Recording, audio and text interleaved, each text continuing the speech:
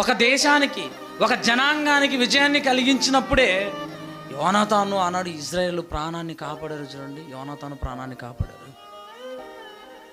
ఈరోజు మనము కూడా అంతేనండి.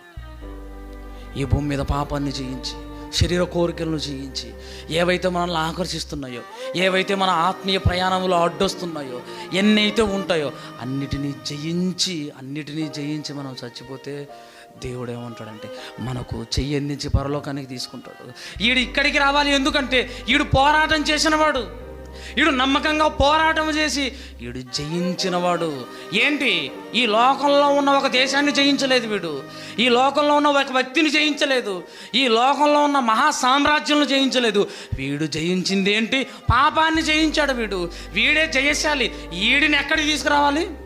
పరలోకానికి తీసుకురావాలి. వీడు ఇక్కడికే రావాలి అని నిన్ను పాతాళములోనికి వెళ్ళకుండా నిన్ను ఏం చేస్తాడు?